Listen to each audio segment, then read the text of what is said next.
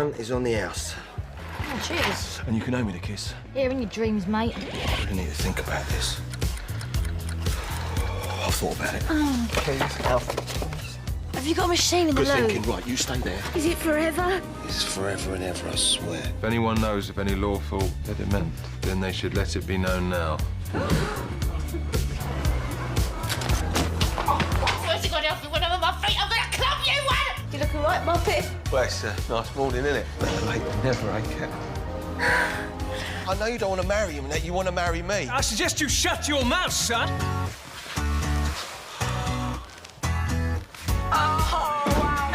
Calm down, ladies. Oh, sorry, Alfie. But, Phil. What's it got to do with you who I marry? Hey, wait till you see tonight's episode. He's still got it. Yeah, well, He's you say never that, you know. lost Great to be on this morning. It was either that or Loose Women. Yes. And you And know you- what I'm and saying? you've been there Well, I only watch before, Loose haven't you? Women now to see what I'm up to. I love that. Those that know don't know. Okay.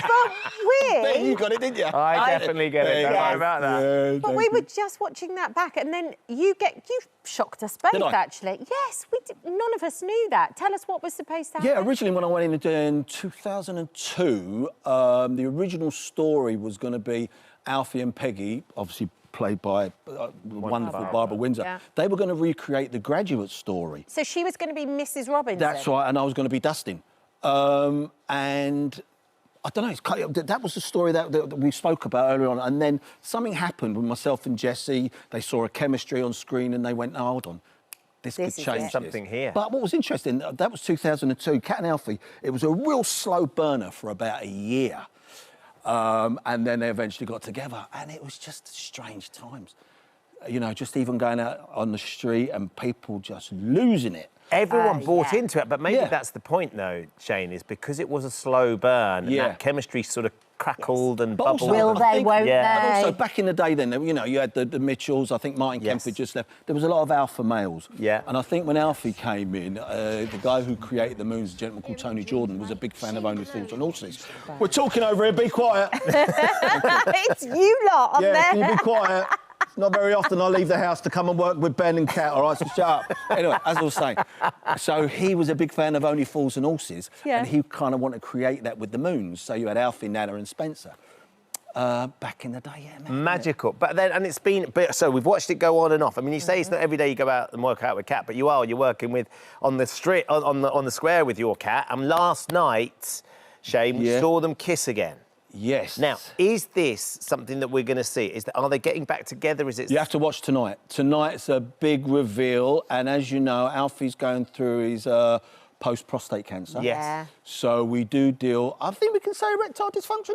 You can? You can do. Yeah, the absolutely. adverts normally come up. It's very The hard. adverts come up, and they've got, is it Noom or something, where they talk about not being... You're going to get the contract now. Well Yes, done. I am. Thank you. Hi, I'm Shane Richie. I use Noom. No, I don't. Okay.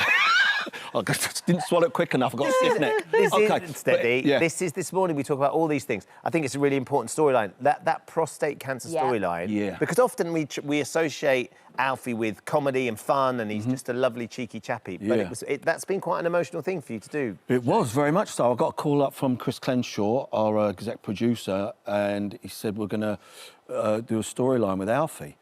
And, of course, curiosity. I said, well, what are we doing? He said, how do you feel about, you know, Alfie getting prostate cancer? And I thought, well, of course, what a great story to play and a message that, you know, was dear to me. important, yeah. But I just realised...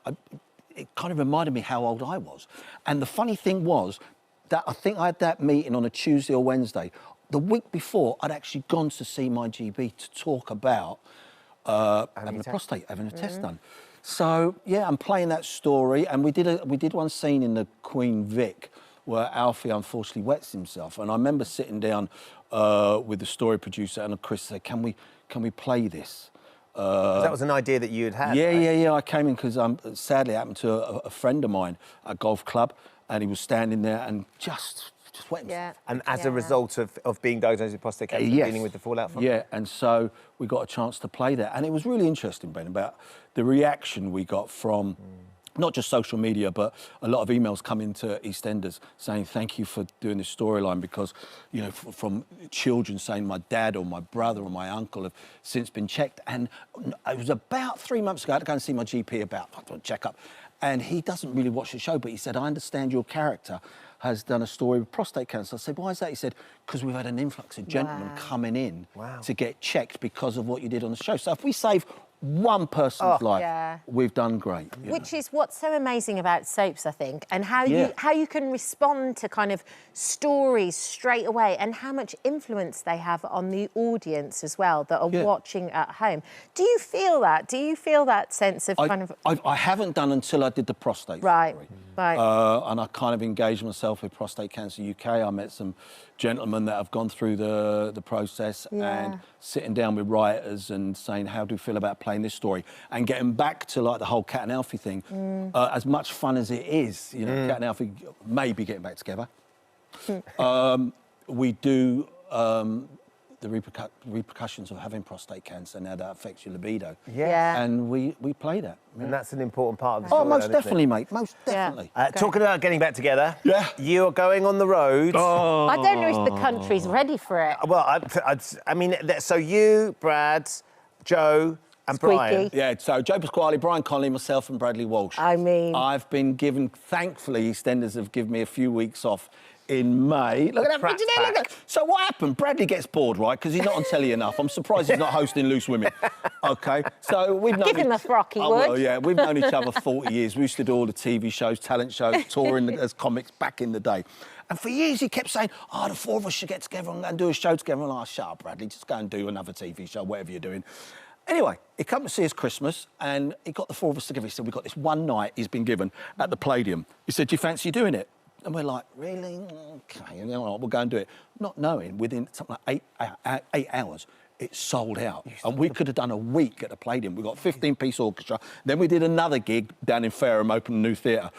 And then someone come along and Bradley says, listen, there's a potential 22-date UK tour. No way. So we are going on tour in May. And if you want to know the dates, it's going to be on this morning website. So we're committed now. So we kick off in Scotland. And you're going on a tour bus. Did you say that Joe's going to be driving? Yeah, so we said it's only going to be the four of us. So we've got mates and family saying, no one's coming. Come to the show, but four of us are going to travel together. I think either Brian or Squeaky's going to drive. I can't be bothered. Bradley certainly won't be bothered. And we're all talking about our playlist music.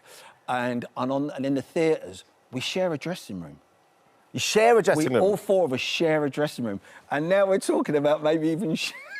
Don't say you're going to share a bedroom, share lodgings. We might do that. We might... Old school, go back like it was. We're just going to go and stay, maybe in bed and breakfasts and just share a room. Brilliant. This is a documentary I want to see. Not sure ITV can afford it, but I think it's very a good expensive. Idea. The talent's very expensive. Tell me about it. The therapy that we needed by the four of you to get over it on the other side as well. So 22. Oh, I'm so excited. Oh, Shane, that'd be awesome. We'll rehearse for about 10 minutes. Yes, and that'll be too much. It's going to be smooth. Exactly. Smooth So please as come and see anything. it. We'd love to. Can we? We would And absolutely can I love just to. pick up that I was #1? Oh, yes, of course. Now, I've heard about this let me debacle. we've got time for this, OK? Don't worry really. about the weather. OK, it's raining. That's all you need to know, no matter what part of the country you're in. So here's the thing. So 2002. Yes. I had a #1. Right, So Kat, upset. write it in there, girl. Yeah. OK? Yeah. Now, but every time I'm on gigs with my band, I've gone, here goes, here's my #1 song, I'm Your Man. My kids and the missus go, no, it wasn't #1, it was #2. It was Here we #2. go. No, shut your face, Ben, it was #1. Now, Will because Young, I tell you what, I always say on stage, because Kat Deely told me I was #1. Kat, tell a story. I didn't remember any of You've this gone all at brummy all. on me now. I didn't. No, yeah. So you CD claim that UK. CD UK She said said Shane Ritchie's #1. #1, and you with had the I'm Your Man. #1. The #1. Did you That's ever get a #1? No, that's why I've come here today. Because you didn't Oh, get well, to I #1. don't You were have #2. any more rugby of tackle those. you Will mate. Young. Yeah, no, if you want to leave right now. Right. This was #1. OK, take him off. OK, I went to #1 for about 20 minutes. Did you? Yes, you know I did, because you said you Shane Ritchie's #1. Well, we need to find that footage. There's We'll definitely- find it, we'll if someone find can it. find the footage and prove it, Kat at Deely least. going, Shane Ritchie's #1. Shane Ritchie, #2. Terrible. The lies I told. Thank you for coming in, Shane. Lovely to Thank see you. you. Ben. Nice Thank Wish we had you. more time. Of course, EastEnders continues tonight at 7:30 on BBC One and BBC iPlayer, and we will put the dates of your tour, the Prat Pack Yes. tour, on the app. And can we come one night? tonight and heckle you from the audience? I'm in. We will. You can sing your number 2 hit. Right, that's it. Right, that's it. I'm going off to do the one show. Don't want to be here no more. We've got lots more still to come this morning. First, though, let's find out what the loose women... Oh, no, don't go, Shane. Oh, don't go Charlie. there. Look. Hi, Charlie. What's that? Look who's there. I remember her. Oh, you remember him too, don't you? What have I done now? She'll probably trip over, it's my fault. Don't worry, we're not talking about you, Shane. It's all right. Right.